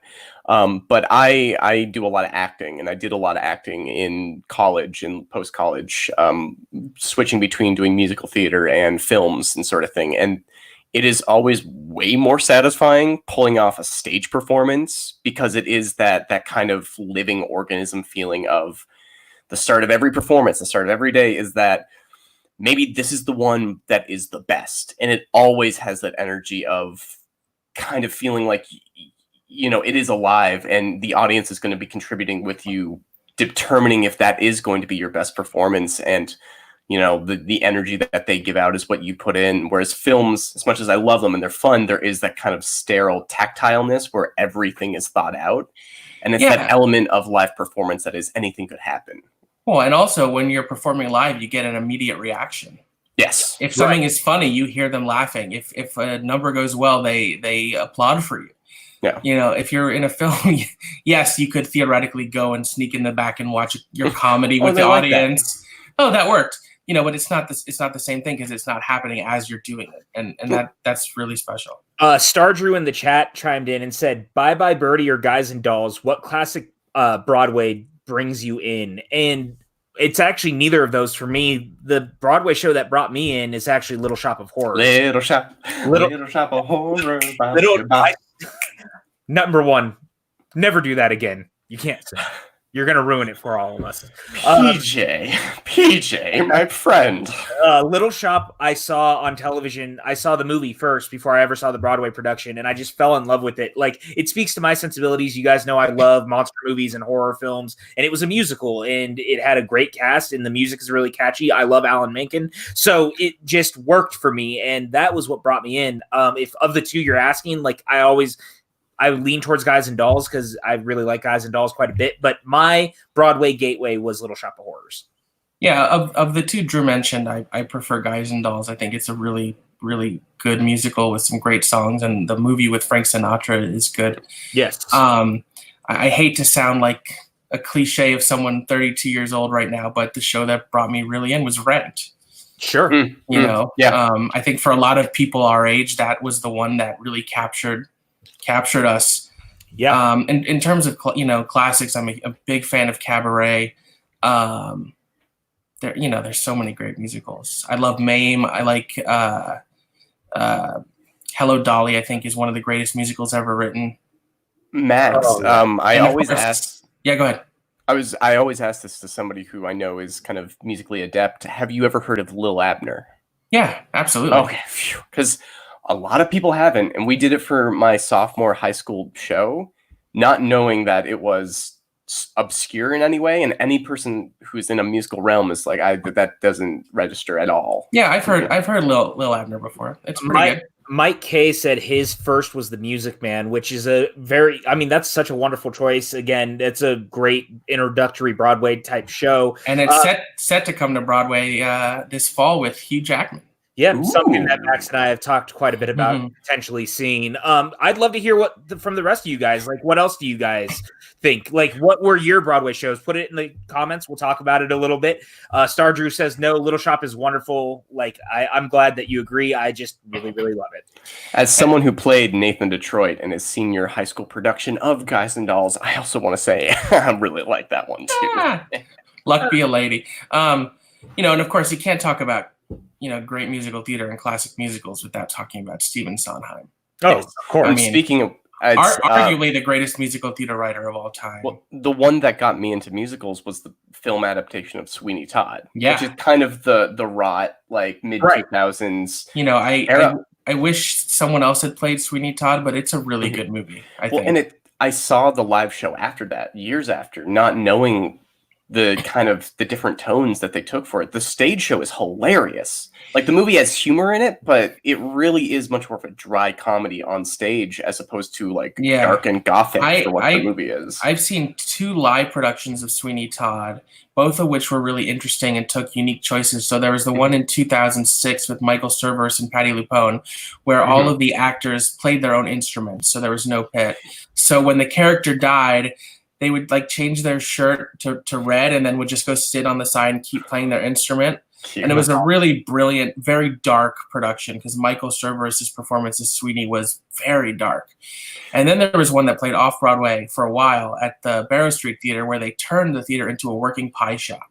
So you could come early, have pie, and then you were sitting at tables in the pie shop. So it was fully immersive. So the actors were all around you. I don't know if I want food. The food was good, but the production was intense. I saw it a few times. There was one time I went where Sweeney actually held his razor up to my neck during Epiphany, which was thrilling, and it was such a great production because it only sat about 100 people, and you really felt in it. Well, that's what I loved about Woman in Black. Like, if we're going to talk about a production like that, it was inside of a bar area inside of a hotel, and it didn't seat a lot of people. So fake hotel. Yeah, fake hotel. And people there's 3 cast members overall, and they walk through the audience. You felt the tension, and you felt like you were there. It was just such a cool experience, and that's why I think you can't beat theater. Like, you can never get that feeling that you get being at a live show, like you said, in the same way like you can go to the movies and stuff. And I love going to the movies. Oh yeah. I mean, going to the movies is my jam. Right? I'm sorry. You like film? No, you can't be dropping these hot takes in the middle of our episode. I thought I knew you. I thought you were my friend. I feel I've cheated all of you. I'm so sorry. But it's just true. And it's the weird kind of underappreciation that I think a lot of musical directors get for kind of tailoring. You have so much freedom to tailor different experiences just from the same show, depending on the space you're in, depending on how you involve the cast in the presentation. And just, set design, the Sweeney Todd production we saw had just a singular set that just rotated to different environments. It never left. Whereas opposed to others that just kind of change it around, but you can always tailor a different vision to different shows, which I think is so underappreciated. Which is why it's so interesting to me that remake is such a bad word in the film world, but revival in the theater world is so interesting because, with a revival, let's take the recent revival of Pippin, for example. It took the classic show and made it take place under a circus tent and hired circus performers to be the ensemble and added acrobatics and all this cool stuff, and it worked brilliantly. And it was just taking old material and mining something new out of it.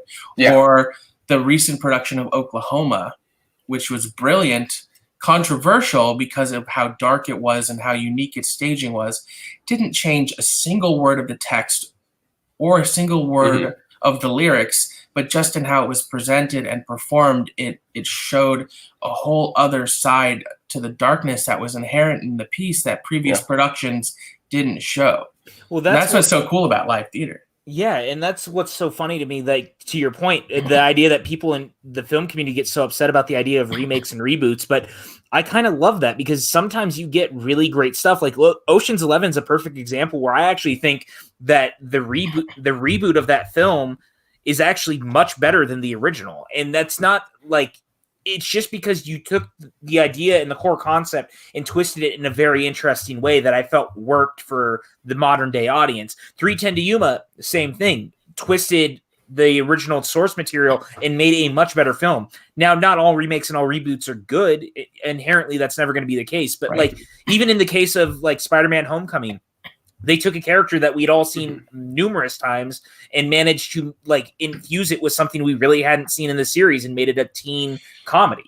Right. Well, I think the best film remakes are ones that take something maybe that wasn't all that good to begin with, or was, and does something different with it. Yeah. Right. I think the worst ones are the ones that are mostly just like a copy and paste and doesn't bring anything new to it, which is not interesting. Looking at you, Psycho. I like the Psycho remake. The ones you mentioned are good examples of, or True Grit, or even The Departed, of taking something that worked, but then doing something different with it. So you're still true to the spirit of it, but it's not identical. And even having an importance of how much aesthetics and culture can influence. Sure. And, Seven Samurai to Magnificent Seven of what is the legacy of outlaws, but in the West. Sure. And it's even updating that to Magnificent Seven of what's weird about that one is that it's set in the same time frame of the original, but just modernized. But that one I feel like feels a little bit more template rather than. I didn't mind that one. Not bad. I think A Bug's Life is a good remake of Magnificent Seven. Yes. It is. It is. It absolutely is. At first I was like, that's absurd. And it took me a second to be like, oh, wait, no. Yeah, 1000%. That works completely. You're taking like a very thin idea of the like premise of something and then placing it in a totally different world and then telling the same story. Keon says he agrees. I'm not sure which part he's agreeing with, but thank you, Keon. Thank you, Keon. I appreciate that. Star Drew says that I really enjoy the 2000s version of the Ocean's trilogy. I think we can all be in agreement. I think that it's actually a really wonderful trilogy. They're all good. They're all. I even liked seen the first. I even liked Ocean's 8 quite a bit. I would like to see another. Ocean's 12 gets a lot of hate, but I think it's one of the biggest FU sequels ever. Like, sure. Yeah. Ocean's 13 is fun, but I think it's more what people expected a sequel to that first one to be. 12 just goes off the rails in such a delightfully absurd way that you can't help but smile and also know that it was just an excuse for that cast to have a European vacation paid for by the studio. Well, that's kind of the one where Julia Roberts plays herself, right? Right. Yeah. There's a whole subplot about how she looks just like Julia Roberts and pretends to be her, and it's ridiculous. It's lovely. Well, it kind of reminds me of Gremlins 2. Like WB kind of has these two sequels that are so randomly strange in their like whole. If you look at all their movies, Gremlins 2 and Ocean's 12 are two of the weirdest sequels of all time that you could possibly have, because both of them just like stray so far from what the original to be. And then, I mean, Gremlins never ended up getting a third movie, but they keep threatening to do it. We'll see what happens. But like, I love how Gremlins 2 is the same thing. It's just bonkers and nuts and goes off of its own direction. And yet I love it for so many reasons. And this just came to my head, like Creed. Creed is a remake of Rocky, but informed by past legacy, obviously taking the template, but also just culture is different. So the same struggle is going to be approached very differently. And it's one of the best Rocky movies, if not the best, because of that. And Keon says they pulled an Adam Sandler. They went on vacation and shot a movie, and well, it's not wrong. I mean, hey, if you can do it, Creed is interesting because it's both a remake and a sequel. Yes, right, 100%. And Force Awakens is a remake and a sequel. It sure is. It really, but it weirdly, those are movies that kind of work in the meta realm of we're structured around people's expectation of this. Star Drew says that not really the same. Gremlins 2 was a comedy mostly, but I would argue that Ocean's 12 leans very heavily comedy and just does different stuff with the material. And that's kind of what we're getting at. I like when sequels inherently just kind of twist the knife and go a different direction, because there's something about that. The goal of Ocean's 12 is for George Clooney to steal a Mogwai, right? Like that's what they're afterwards. Absolutely. I wish they did more mashups. Like, I'm sad we never got the 21 Jump Street Men in Black movie. Well, I'm always going to... Such a stupid concept that I just know it would have worked. Well, it would have worked perfectly. Yeah, it would have. I'm still always going to be sad that we didn't get that, and I'm always going to be sad we never got Freddy versus Jason versus Ash, because there's not three continuities that could really meld together better than Nightmare, Friday, and Evil Dead. Even though I have to say, having recently rewatched Freddy versus Jason, it was not as good as I remembered. It's, you know, there's like 15 good minutes of it and a lot of garbage leading up to that awesome ending. It's strange, though, how stuff like that we look at as kind of poor fan service we compare to kind of a lot of studio movies nowadays that try to do fan service, and the purity in moments of Freddy versus Jason is so pure and exactly what you're hoping for. I think both of those franchises had already done so much ridiculous stuff and had already been so meta and winking that doing fan service like that worked. Yeah. Whereas some other fan service and things feels more desperate. Just look at this. Look at what could have been, you guys. I mean, I just think about this all the time. And if this had happened, I don't think we would have seen the reboot remake craze of the 2000s. I point to that movie as the movie that like kind of derailed the horror franchise in a way, because in them not making it, all the studios started going back to the IPs and deciding to start from scratch, all kind of because Raimi didn't want to do it at the time. But it is funny of how much of a renaissance of horror we're in right now, right? Because of that mid-2000s drought of Texas Chainsaw, Nightmare on Elm Street, Friday the 13th, all these like Last House on the Left getting a remake, and just bleh. I would like to see an Evil Dead movie that has Ash and then Jane Levy, or Levy, I don't know how she pronounces his character from the remake Meetup. I think that was actually initially one of the things they were supposed to do for the show, and it just, you know, got canceled. But now she's on Zoe's Extraordinary Playlist out on NBC, which I want to watch and just haven't gotten to it yet. I'm sure I'll like it. I tried. She's her and Don't Breathe. She's too talented of an actress for that. She needs to. I do not like that movie, Don't Breathe, at all. But she's great in it. Yeah. It's a little dicey of a movie, but that movie made me very uncomfortable. And if you've seen it, you know why. It puts me to sleep every night. It's like a warm. I'm not actually a big Fede Alvarez fan, if I'm honest. I have not really loved any of his movies so far, and it's too bad because I think he's actually very talented. I think the best thing he ever did was his episodes of Ash vs. Evil Dead, and I just Don't Breathe makes me uncomfortable in the wrong ways, and kind of like to Max's point. I gotta go baste a turkey. I'll be right back, guys. Oh God! And I'm just not crazy. I'm just not crazy about his Evil Dead reboot. I like the Evil Dead reboot quite a bit. I really like the I love the original. Yeah, I love the original. I love part 2. I love Army of Darkness, and I like the reboot. Sorry. No. I totally get it. I know I'm like the vast minority opinion on that, and it's just just for whatever reason does not land with me. And I'm not even wanting it to be what the Raimi films are. It's just I don't like the characters enough to invest or care. It doesn't have. I think in the moment it's weirdly works aesthetically and really works as a contrast to the first. Right. An unironic version of this, which is still artfully done, but it doesn't stick with you in the way that Bruce Campbell. Bruce Campbell's a legend. Yes. You know, there's no one who compares to Bruce. Bruce Campbell is my ultimate except guest. Jerry Pentia. He's my something. He is my ultimate wish list guest one day to have on because I love Bruce Campbell so much. Like he's just the best. I met him in college when that what was that movie? God. I met him. Hotep? No. I met him. My name is there one called My Name is Ash?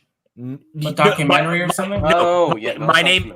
It's My Name is Bruce, and it's like a take where he plays himself. Yes.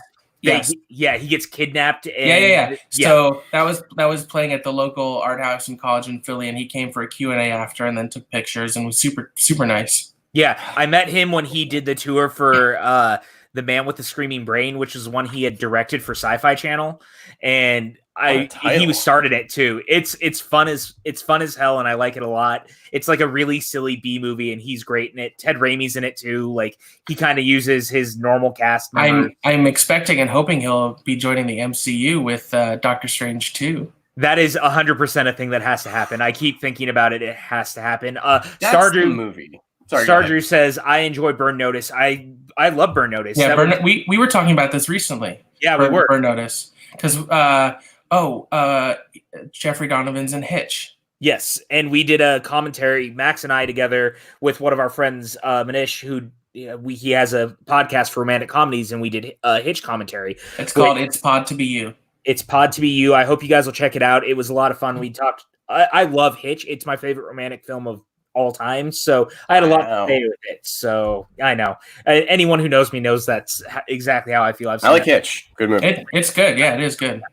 So anyway, go check that out. But yeah, that was where it came up. And it's funny because he even got his own movie out of that because they did a prequel movie about his character, Sam Axe. And I just like Bruce Campbell. He also would be the perfect Sully in an Uncharted movie. Yeah, well, I can't. Yeah. Oh my goodness. But which I'm just like giving these ideas, and the Hollywood's just like, no, we're gonna use Mark Wahlberg instead. You don't want to see? Hey, there's a treasure over there. Nate, you gotta jump. Come on. Say hi to your mother. Say hi to your mother for me. You want to produce Entourage? Hey, goat. Hey, goat. Say hi to your mother for me. I was in the perfect storm. So as we talk about all this now we're back. all this nonsense and fun, one thing that Hogue has been doing, you are a little bit of a filmmaker yourself, and you had your own short film that the first episode of the PJ Campbell show, but nary 27 episodes ago, a year and a half or something, however long, I announced that I was really starting to get into production on my short film, So, the horror film, and now it is out.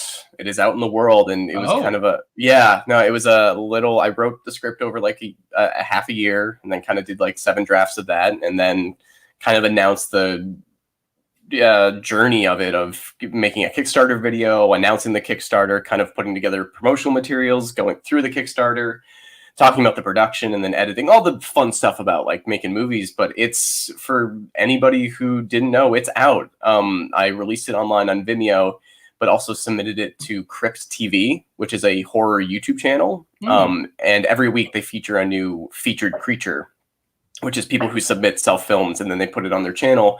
It's on there now. It was on there a month ago, and it's gotten like 160,000 views. It's gotten a great reception. People are liking it so far. I actually just posted the link in the chat as well. So if you guys check it out, you can see it. It's on the Crypt TV YouTube account.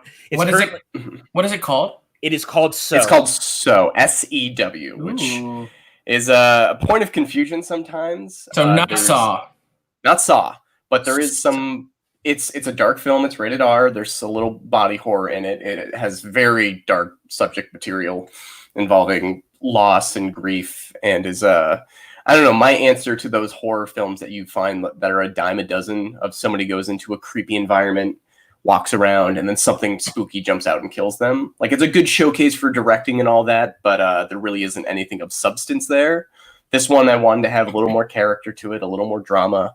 And yeah, we a lot of people who are super talented and are really dedicated kind of put their love and passion into it, and I'm super proud with it. I've been writing kind of a feature tonal-ish version of it to kind of help piggyback and see what happens after that. But no, there's a lot of influences that I've talked about on the PJ Campbell show. Check it out online. I don't know. Like, yeah, it's a long and winding journey that's led to here, and I'm super proud. It's so good, and you could put that on the poster. Look at you go, Max. That was amazing. You spoil me. No, and it's funny because, we talked about it for so long. I had known you had been working on it and stuff, and I'm really glad now. It's so weird to think now it's actually out there on TV and done, and it's there. But you're not even doing just that. You've been doing voiceover work for some creepypastas. More self-motivated voiceover work. Right. I am a big fan of spooky stories, of horror stuff, and creepypastas especially, because I love folklore kind of, content that is what if, or if you were in this situation, kind of urban nightmares and sort of thing. And so I love those. There's usually long form videos on YouTube of people narrating these stories where it's, one day I woke up and my eyeballs were on my hand, and it just kind of is this long delegation of these stories of people narrating it. And I like acting, I like performing, but it always seemed like that one was the closest kind of correlation to my interests, those like horror stories. And it's also it's get a microphone, find a good story and like record it. And with the quarantine, it seemed like the perfect thing of there's all these short stories I love online, and putting kind of like my voice actor hat into the ring. Let me give it a shot. And I've learned a lot over doing like 12 of them over the past like 2 weeks, that it's a lot harder than I thought it was, because it's a very specific rhythm. It's a very specific kind of storytelling technique of you only have your voice to like work off of. So can people look into can they listen to you doing these? Where can they find them? They can find PJ, you and your marketing mind, always knowing what to do. I'm not the best when it comes to coalescing all of my things together. This is on my YouTube channel. It's just Patrick Hogue is the name. You can just search it. It'll be a picture of my face. I have 10 subscribers. It's, nothing grand, but it's been a nice kind of creative outlet for trying to add some sort of structure to all this thing. It takes 3 hours a day. I find a spooky story online. I grab my phone. I go to the audio memo app, and I just spend 30 minutes just kind of recording it and doing different takes. Then I put it into my software, find spooky music online, and it's fun and it's satisfying and it's spooky, and I like doing kind of scary little stories. You put the link to my channel in the chat. So excuse my ignorance, but is creepypasta your term, or is that like a catch-all term for this type of thing? Pretty much it's a catch-all term. There is a specific definition, but basically like stuff like Slender Man, stuff like it's kind of folklore that has started on the internet. Okay. It's a weird kind of goofy term, but it's a strange term. It makes me want to laugh more than it makes me want to be scared. Yeah. And it kind of does have those wide ranging. Like I'm picturing a rigatoni holding a machete.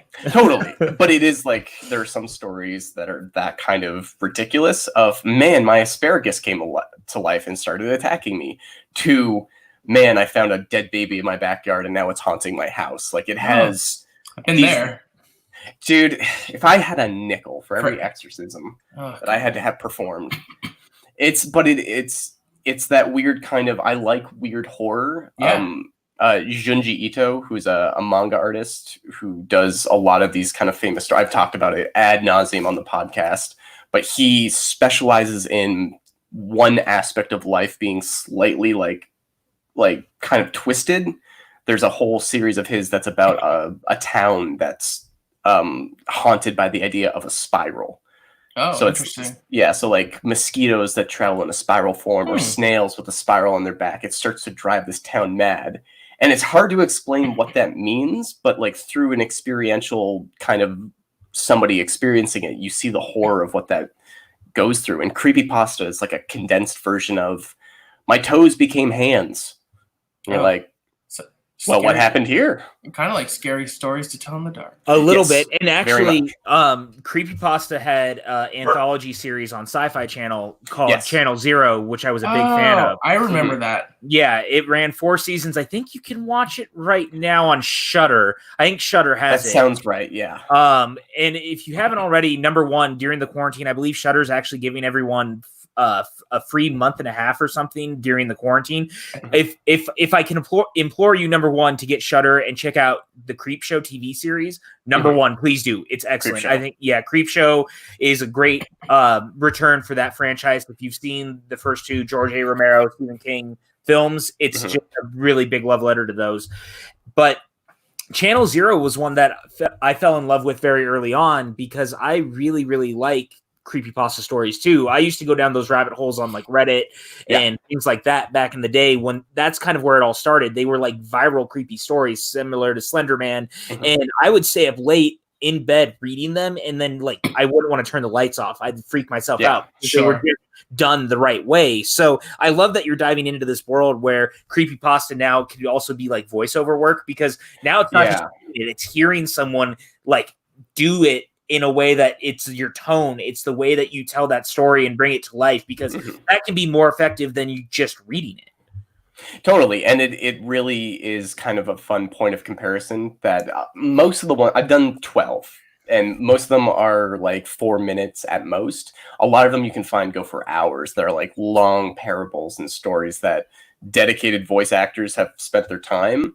But a lot of the ones I've done, there have been other people that have done them. And it's very interesting how the experience of how the person narrates it will transfer the experience of the horror, because I put my emphasis on a lot of different kind of formations of reveals. Like I love it, like that slow build up to he goes to the door, and other people just want to rush through that and get to the monsters there, and they have it more of like an action story. Right. It's so cool to see that. Star Drew says that they want to rewatch Erie, Indiana, or Outer Limits. Not necessarily a Goosebumps fan, but that's okay. I understand that. Again, I implore you, if you like those, check out Channel Zero. You might be surprised how much you enjoy it. Erie, Indiana is one of my favorite shows. I have the whole box set. It was good. In the 90s, they only did one season. It's like a series of spooky stories. It's really, really fun. You know what I remember about Erie, Indiana, outside of actually watching it, was that when it was on, Carl's Jr. had toys for it, and they had like a whole campaign at the time. So I actually had a couple of toys from it too. I missed that. I believe it stars Omri Katz, who is in Hocus Pocus, if I'm not mistaken. I believe you're correct. This makes a lot more sense now that it's a town. I thought it was like a spoof of Indiana Jones. No. Just being like extra spooky. No, it's like Erie, Indiana. Yeah, it's like a place. There's a comma. What was the one that was on Disney Channel that was So Weird? So Weird, which was great which too. I loved So Weird until they replaced the main actress in the third season. But yeah, all of that is on Disney Plus. So another, if you like creepy things, So Weird is another one you can check out. Yeah, like, look, again, I love horror stuff, so it's always fun to kind of revisit some of those things, especially what was Afraid of the Dark, which was one that Nickelodeon just recently brought back. Which was really good. It was a 3 or 4 part miniseries telling one story. Right. That was for the when they brought it back. Yeah. Wow. Well, it was because it was supposed to be kind of the back door for them to do a movie. I think DJ Caruso was supposed to direct a movie adaptation, and the miniseries was supposed to kind of inform it. That didn't end up happening, but I'm glad that we at least got the miniseries out of it. It was good. Process. Yeah. Rafael Casal played the villain, who was like a carnival circus ringleader type guy. It's good. Yeah, I'll have to check that out. Star Drew, actually funny, Max and I were talking about this earlier, may need to rewatch Urban Legends. Urban Legends is really fantastic. That's another one. Is there like a horror film for you guys that's like one of those kind of creepy urban legend types that you fell in love with early on, and that was like what informed you falling for these creepypastas? That's a tough question, because it's a lot of... I had such a wide ranging of horror interests as a kid. I really loved The Fly when I was younger, which I was probably too young to be. Oh, yeah.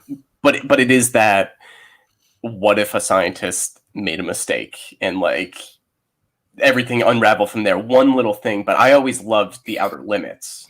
I always loved these kind of short bite-sized stories that were, like, you are so close to being in the situation if just this was different.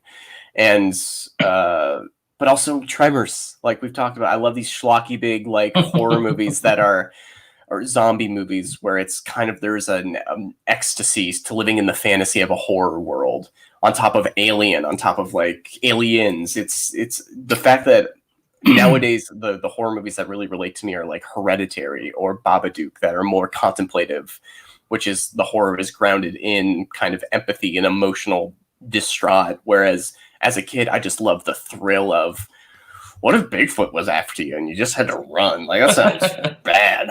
I love Mike K's recommendation. He said it's not an anthology series, but Courage the Cowardly Dog is the best gateway drug for kids into horror. I don't necessarily disagree with that, actually. Like, that's a great call. I think that's one of the creepier TV shows as a kid in a good way. Like, I had a really good time watching that when that was on. Max, did you have like a gateway horror? It's interesting. When I was a kid, I was like a massive scaredy cat. I vividly remember when I was a kid being at the Magic Kingdom, waiting in line to get on the Haunted Mansion.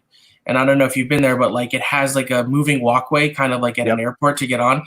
And I kept trying to run back at the opposite direction. So like everything scared me. I slept with the lights on. And one thing I vividly remember scaring me, but also being like, oh, horror could be really cool is I don't know if you guys remember the old TV show Salute Your Shorts. Oh yeah. There was an episode with this guy called Zeke the Plumber, who was this like scary plumber guy with his nose was kind of like falling off. And that gave me nightmares for months. I had to sleep with the lights on in the bathroom because in my room growing up, I had my own. Oh my goodness! Yeah, my own terrifying bathroom. So he terrified me, especially because it was a show that wasn't normally scary. So like I tuned in to watch the show I liked about these kids at summer camp to laugh, and this guy. And while he scared me, he also made me realize how thrilling being scared could be. Yeah, this is if horrible. That makes sense. Oh, totally. Because we all have that movie or TV show where we realize being scared can be fun. Right. But I think the film that really made me obsessed with horror and to this day is still one of my favorite movies is Scream. Totally. I mean, I just love Scream. We rented it. I wanted to go see it in the theaters. My mom wouldn't let me, but I think I was telling you the other day, PJ, I had a friend in the neighborhood whose dad owned a couple of Hollywood videos, so he would always rent movies or bring home videos that we weren't old enough to rent, and we watched Scream, and I was just like, this is amazing. I love horror. Let's go. Yeah. And then from there, I just started watching.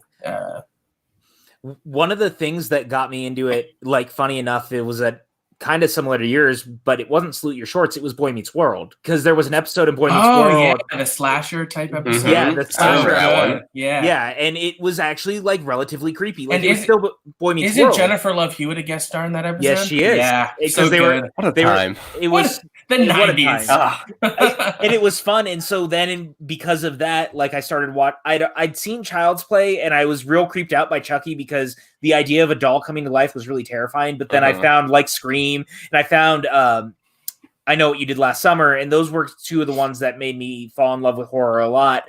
And of course, like Day of the Dead, I think was one of the very first horror films I ever saw. So I have a huge soft spot for Day of the Dead. I'm actually wondering if something like Stranger Things is going to be for a lot of kids what some of those were for us, but Stranger Things actually leans way more into the horror than a lot of the things that we maybe necessarily had when we were growing up. I remember there was also, because I grew up in Florida, so we were going to Disney and Universal a lot on class trips or just on the weekends. At Universal Studios, they had an Alfred Hitchcock exhibition slash live show where it would take you through, like they had different like memorabilia, but then there was also the live shower scene, which they said you have to be recommended to be 13 or over to see, but my sister took me in and like they recreated the shower scene and I hadn't seen the movie yet, but still seeing that, like seeing someone stabbed with like all the fake blood was really eye-opening and also got me intrigued into like exploring because when you're live, it's not black and white, so the blood was red. Right. wasn't chocolate syrup. I mean, in that same vein, it's as a callback, it's funny because in kind of early high school, like I still in late middle school, I loved horror movies, but I still had limits. Sweeney Todd was a weird one for me too, again, this is a kind of a backdoor into different genres because this was a musical that I didn't know really could be presented in the horror realm in that sort of way. And it really taught me the malleability of horror movies, that they really can be applied to anything and anywhere. Well, that's why I love Little Shop, because it was kind of the same thing for me. Is I never knew that you could do a Broadway production or a musical that was also about like a killer plant from space. Hey, there's an Evil Dead musical that's not half bad. No, that musical is actually really fun because it's got like a 50s vibe to it. Like it's very Beach Boys-esque type music in the right way, like very 50s, 60s. But I love it. There's a song on there that just what the fuck was that is so hilarious to me. If you were talking about Sweeney Todd, if you go back to a lot of Tim Burton's, especially his like late 80s, early 90s movies, Beetlejuice, Edward Scissorhands, Nightmare Before Christmas, which he didn't direct, I know Henry Selick directed, but still those all, even though they weren't outright horror movies, they still had horror elements. Batman Returns. So when I went to see Batman Returns in theaters, when the guys in motorcycles pop out of the gift boxes, I got up and left because I was too scared. When Danny DeVito literally bites off the other guy's nose, I was like, this is not appropriate. It's and not, I'm too young. Right, I can't. Right. No, like I said, I got up and I left. I was too scared. Real quick, sorry. Star Drew says Tales from the Crypt. I really enjoy the animation and the real version of them. And then he also says that he went to the same Alfred Hitchcock studio tour. Wow. So he speaks to Max and he understands where Max is coming from. I also want to shout out one of my favorite movie theater experiences of the past decade was seeing Cabin in the Woods. Oh, the first time in the theaters. That's one that, while not necessarily touching on the darkest darkness of Midsummer or Hereditary or even The Thing, which is one of my favorites, it really is one of those, really shows the lengths of which you can even acknowledge the box that horror is supposed to fit into and then still make something completely new out of that. And Cabin in the Woods is brilliant. Cabin in the Woods is brilliant. Another one from the last decade that I fell in love with and had one of the best theater going experiences ever was The Conjuring, because James Wan is he's basically only done horror. Like, he's done Furious 7 and he did Death Sentence, but even Death Sentence leans a little horror. It's like he did Aquaman. And he did Aquaman. Which has horror elements. Scariest movie of them all. Very scary. I really, really like Aquaman. It's my favorite DC movie, but that's neither here nor there. But The Conjuring legitimately got under the skin of the entire audience. It was one of the best theater going experiences I ever had, because people were so locked into that sequence when she goes into the basement and the hands come out and do the clapping next to her, that it was just... James Wan builds tension in the right way. He's a great horror filmmaker. And if you're not like a huge horror person and you're listening to this, check out Insidious. That was the first, it's a PG-13 haunted house horror film by James Wan. It's not going to be as in your face as some of the other stuff he might do, but it gives you a great idea of just how good he is at stuff like that. If we're talking about memorable horror theater experiences, I know the series got bastardized with so many sequels, but that first Paranormal Activity, it's so simple yet so effective. That movie still really creeps me out. Not dissimilar from our experience with The Woman in Black, right? In that it shows how sometimes the simplest elements are the scariest. Just sound design and tension. Paranormal Activity is scary because of what you don't see, not because of what you do see, because it almost guides the audience to be examining every element of the frame, sort of like the recent Invisible Man did. You're always looking to see, is something happening up here in the corner, up there, that you may not catch, and then all of a sudden you see it, and it scares the heck out of you. It really is just a balance of not what you show, but what you don't. And to self-plug for something like So, there's a jump scare in it that very much I was trying to be very cognizant of justifying it and making sure that the build-up and the tension of how much is being shown and how much is not, because you see a lot of horror movies that overshow. There's a mockumentary called Lake Mungo, which is a horror movie. It's not a comedy. It's a fake documentary, but it is about a family dealing with grief. And it's one of the most unsettling films I've ever seen, because it is about how much you see when you see it, and each new piece is just a little more adding to the terrifying puzzle around it. Well, that's why I love Blair Witch also, because the original Blair Witch Project, and even to the point, this the most recent Blair Witch was, again, the idea of showing, not telling, and or not showing and telling. That sort of draw is so interesting, and to do it that way, those movies are incredibly unsettling in the right way. Mike K says, I wish I could have seen Cabin in the Woods in theaters. Only caught it for the first right before I saw Bad Times at El Royale. And then he also said, unpopular opinion, he actually likes all 4 Insidious films fairly equally. Well, and just the idea of character. I just watched Rosemary's Baby for the first time. It's so funny how often character is just forgotten in horror movies, but it's how much you're attached to the main person can also equally add to how much you care about them, so that when they go into the dark, spooky house, you are that much more. And I think James Wan knows this and accepts this. That's why The Conjuring works, is because you really like and care about the Warrens. Talking about the less you see, the scarier. The classic example, of course, is Jaws. Yep. 100%. And that was almost an accident, because they couldn't get that damn Bruce the Shark to work for a lot of the shots. But it was the best thing that ever happened to that movie, because you only see him in a few shots. And just the tension that ratchets up with you don't see it is scarier than if you had seen it the whole time.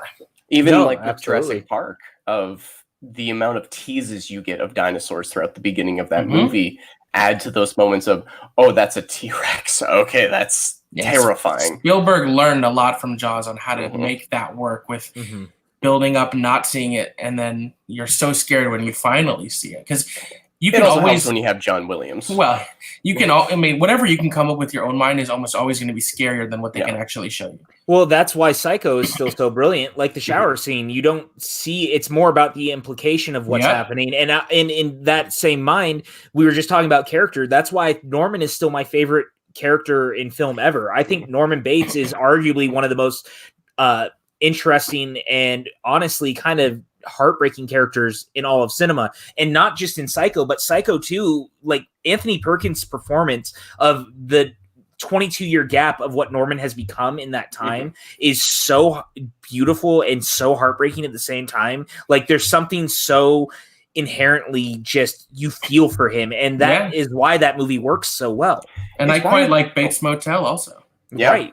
Well, it's why I always get excited when a big actor, and this is why I was even more let down with It Chapter 2, is that all these big actors who have been in these hardcore dramas, the second you're allowed to be in a horror movie, your range of where you're allowed to go is stretched infinitely. And when you see someone like Joel Edgerton in It Comes at Night, or all these different kind of like big Patrick Wilson in The Conjuring, I love to see kind of like actors chew with the dramatic like depths you're allowed to go to in horror movies. And then on top of Kevin Bacon, movie star, is like, man, those are some big worms I gotta fight. Like, that's absurd. That's great. Stardrew says Carrie is there too, I believe, if we're talking character work and things like that.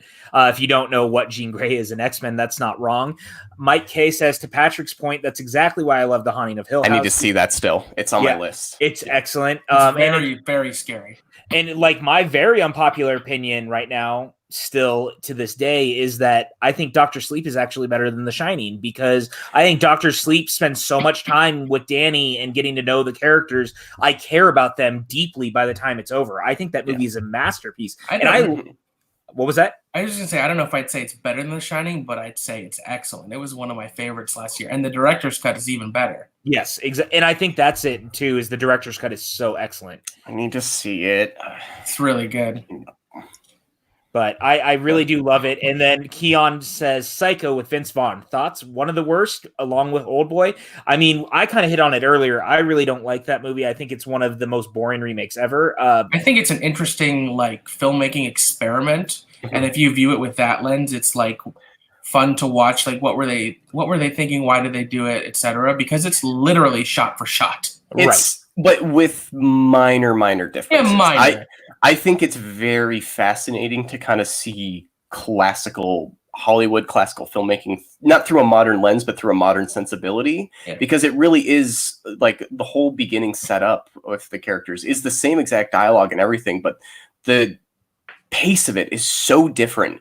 And so I like that kind of like experimenting with what are structures that we can play with. I get sacrilege and touching masterpieces, but I don't really like the casting is right either. Yeah, Vince Vaughn's weird.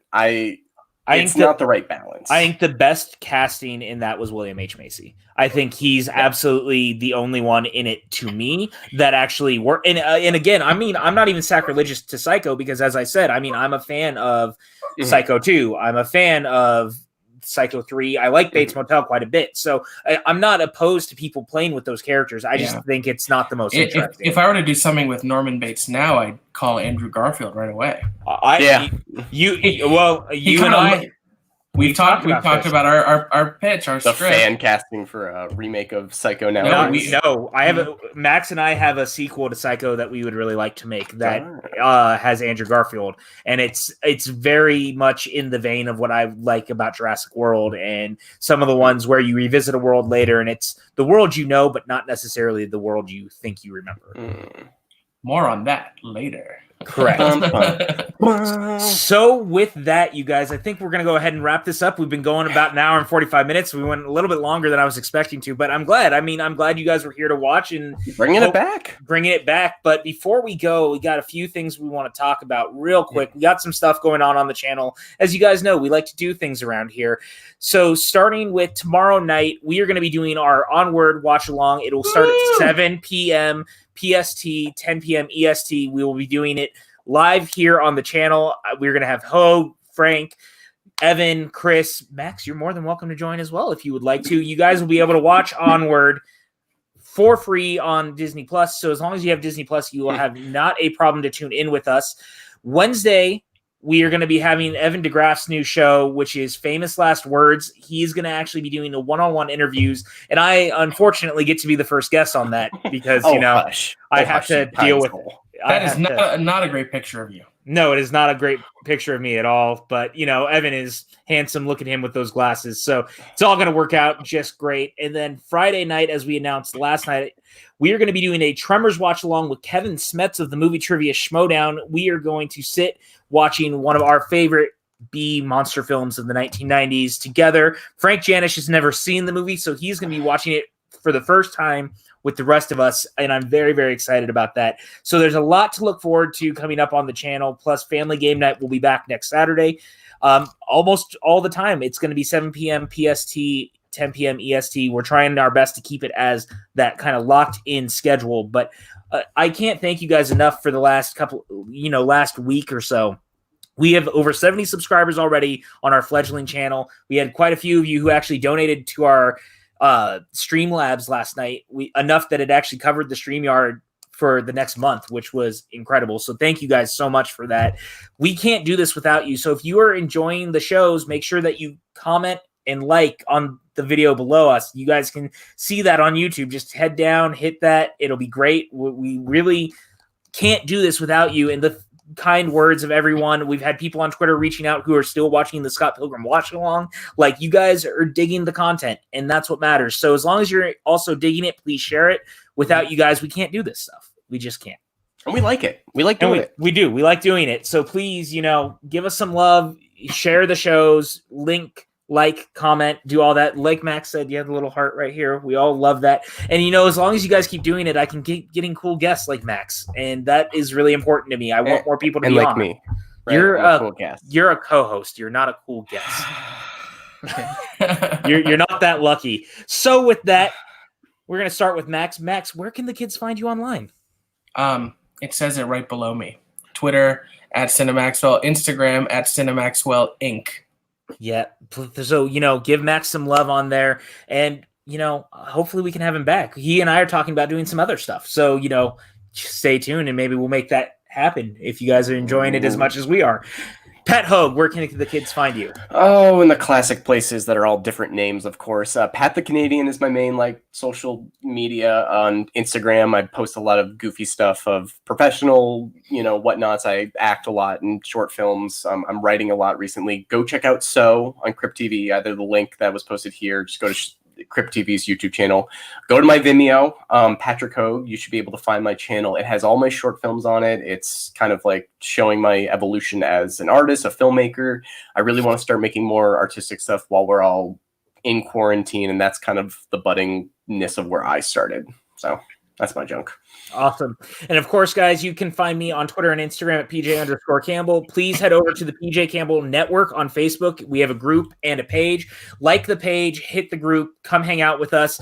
And again, thank you guys so much for your continued support. Hit the like button below, leave some comments, share this if you're enjoying it, and we will see you guys here next week where we talk more fun stuff here on the PJ Campbell Network and the PJ Campbell Show. I will see you guys very, very soon. Bye-bye.